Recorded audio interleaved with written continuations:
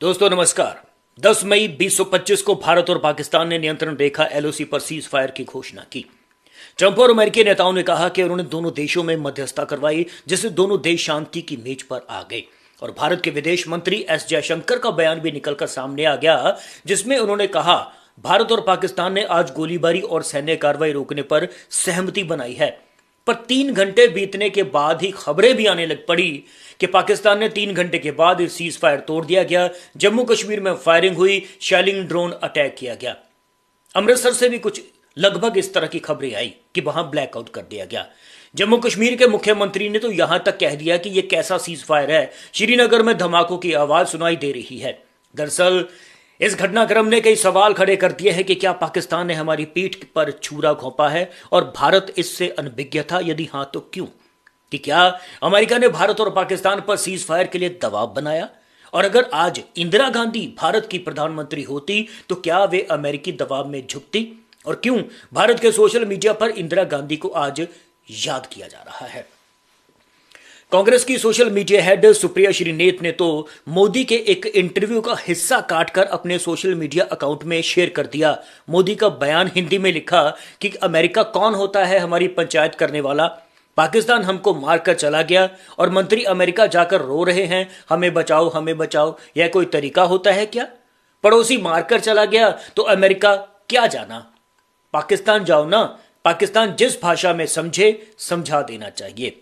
दरअसल ये मोदी ने रजत शर्मा को एक टीवी इंटरव्यू में ये बातें कही थी, जबकि आज भारत के विदेश मंत्री ने ट्विटर के माध्यम से लिखा भारत और पाकिस्तान ने आज गोलीबारी और सैन्य कार्रवाई रोकने पर सहमति बना दी है और भारत ने आतंकवाद के सभी रूपों और अभिव्यक्तियों के विरुद्ध साफ तौर पर लगातार दृढ़ और अडिग रुख भी अपनाया है। वह ऐसा करना जारी भी रखेगा, जो कि एक अच्छा कदम है। तो क्या अब मान लिया जाए भारत की जो पाकिस्तान पर कार्रवाई हुई है उससे पाकिस्तान ने कान पकड़ लिए, तौबा कर ली? पर ऐसा वीडियो या बयान तो निकलकर सामने नहीं आया पाकिस्तान की तरफ से। लेकिन भारत में सोशल मीडिया में आज लोग इंदिरा गांधी को याद कर रहे हैं। सुप्रिया श्रीनेत ने तो इंदिरा गांधी की वो चिट्ठियां भी सोशल मीडिया में पोस्ट की जो इंदिरा ने अमेरिका के तत्कालीन राष्ट्रपति को उस दौरान लिखी थी।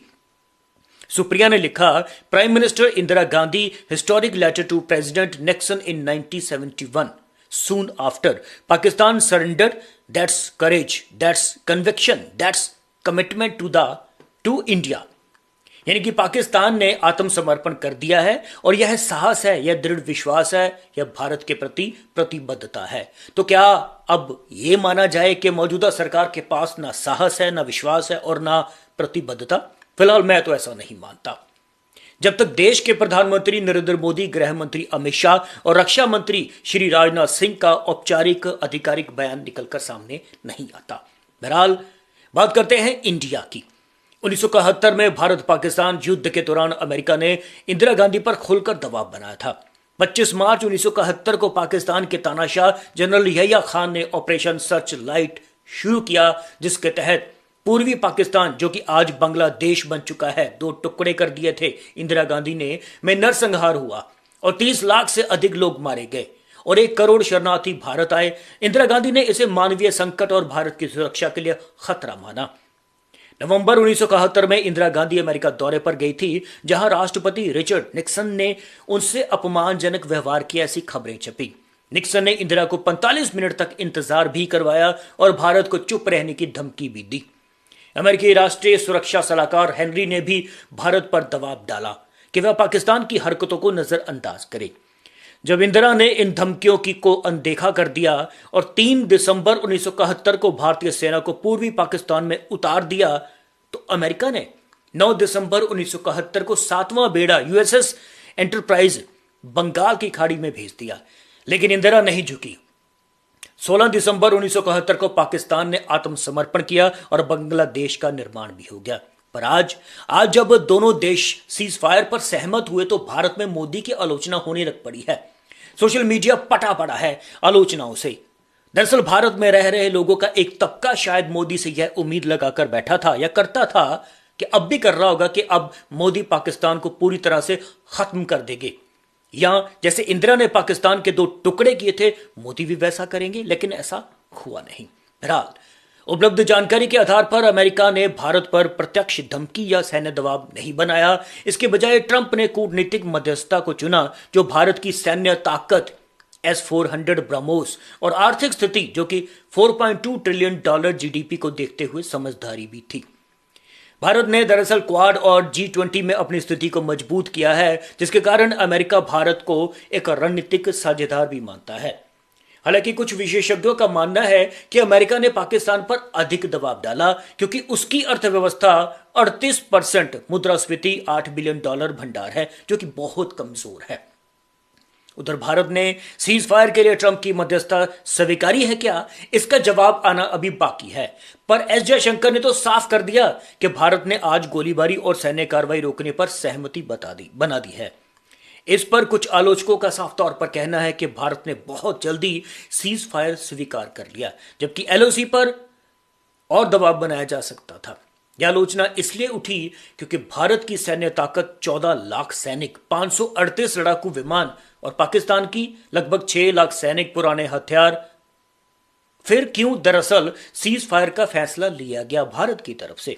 क्यों आज फिर भारत के लोग इंदिरा गांधी को याद कर रहे हैं कि अगर आज इंदिरा गांधी होती तो क्या अमेरिकी दबाव में आती?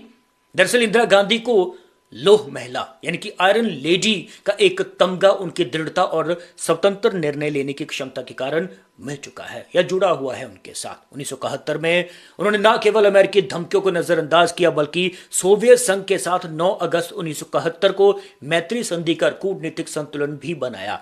जब निक्सन ने उनका अपमान किया तो इंदिरा ने बीबीसी को कहा था कि हम इस बात पर निर्भर नहीं करते हैं कि दूसरा देश क्या सोचता है, हम जानते हैं कि हम क्या करेंगे, चाहे कीमत कुछ भी हो। उनकी रणनीति में सैन्य ताकत, कूटनीतिक और जनता का समर्थन शामिल था।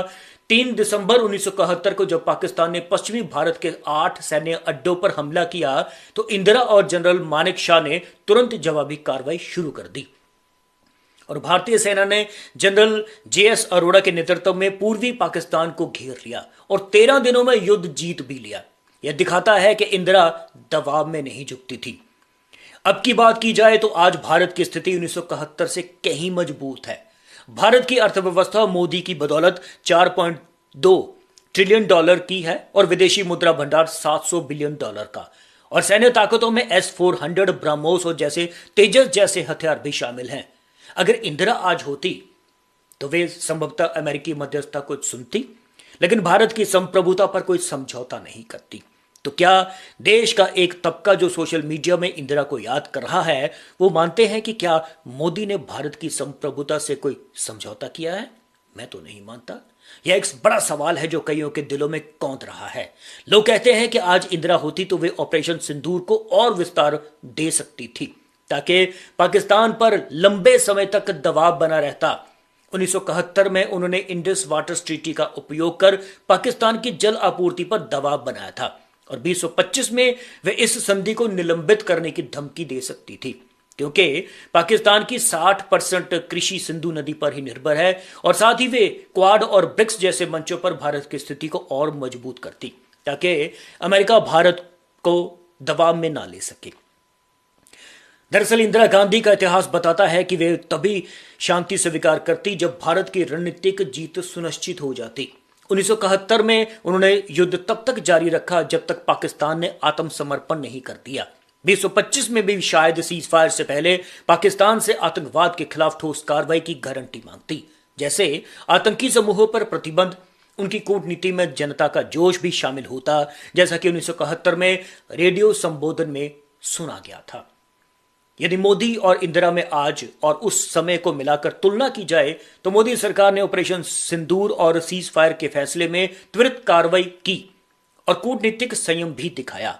27 अप्रैल 2025 को पहलगाम हमले के बाद भारत ने 10 दिनों में जवाबी कार्रवाई की है, जो इंदिरा की त्वरित निर्णय क्षमता से मेल खाती है। लेकिन इंदिरा की तरह लंबे समय तक दबाव बनाए रखने की रणनीति के बजाय मोदी सरकार ने शीघ्र शांति और प्राथमिकता दे दी। कुछ आलोचकों का मानना है कि यह जल्दबाजी थी, क्योंकि पाकिस्तान की आर्थिक कमजोरी का और ज्यादा फायदा उठाया जा सकता था। इंदिरा होती तो उठाती। हालांकि मैं मानता हूं कि यह आलोचना संतुलित होनी चाहिए। खैर, भारत के सोशल मीडिया पर इंदिरा गांधी को 2025 में कई कारणों से आज याद किया जा रहा है। पहला ऑपरेशन सिंदूर और सीज फायर ने 1971 के युद्ध की यादें ताजा कर दी, जब इंदिरा ने अमेरिकी दबाव को ठुकराकर बांग्लादेश बनाया। एक्स पर पोस्ट में लोग उनकी दृढ़ता की तारीफ कर रहे हैं। उदाहरण के लिए 8 मार्च 2025 को एक यूजर ने लिखा कि इंदिरा गांधी ने अमेरिकी धमकी का बैंड बजा दिया था और पाकिस्तान तोड़कर बांग्लादेश बना दिया था। एक पोस्ट में लिखा गया कि इंदिरा गांधी ना रुकी ना झुकी, भारत की सरहदों की रक्षा किसी दबाव से ऊपर थी। और तीसरे एक शख्स ने लिखा, गोदी मीडिया की अतिशयोक्ति जैसे कि पाकिस्तान ने 11 एयरबेस तबाह उनके हो गए हैं ने जनता में हंसी और गुस्सा पैदा किया, जिसके जवाब में लोग इंदिरा के तथ्य आधारित नेतृत्व को याद कर रहे हैं। ट्विटर पर hashtag Indira Gandhi, hashtag India Pakistan cease fire 2025 और हैशटैग ऑपरेशन सिंदूर जैसे हैशटैग ट्रेंड कर रहे हैं। और 21 फरवरी 2025 को कांग्रेस ने एक पोस्ट में लिखा कि अमेरिका ने इंदिरा गांधी को बांग्लादेश के समय अपमानित किया, लेकिन उन्होंने जवाब दिया। यह पोस्ट राजनीतिक थी, लेकिन इसने इंदिरा की छवि की और उसको उभारा। और दूसरी ओर कुछ यूजर ने इंदिरा की तुलना मौजूदा नेतृत्व से भी कर दी। 25 जनवरी 2025 को एक पोस्ट में लिखा गया कि इंदिरा ने अपमान का बदला संयम से लिया। दूसरी तरफ गोदी मीडिया ने युद्ध के दौरान अतिशयोक्तिपूर्ण खबरें फैलाई, जैसे पाकिस्तान ने भारत की मिसाइलें चुराई हैं या भारत ने पीओके पर कब्जा कर लिया। इन खबरों ने जनता में भ्रम पैदा किया, जिसके जवाब में सोशल मीडिया पर लोग इंदिरा के तथ्य आधारित और पारदर्शी नेतृत्व को याद कर रहे हैं। 1971 में इंदिरा ने रेडियो पर स्पष्ट संबोधन दिए, जिसमें युद्ध की प्रगति और भारत की रणनीति बताई। आज गोदी मीडिया की सनसनीखेज पत्रकारिता ने इंदिरा की विश्वसनीयता को और उजागर कर दिया। कुछ यूजर्स ने लिखा है कि मोदी सरकार को इंदिरा की तरह जनता से सीधा संवाद करना चाहिए था। यह आलोचना उचित है। बाकी देखते हैं आने वाले वक्त में होता क्या है। धन्यवाद।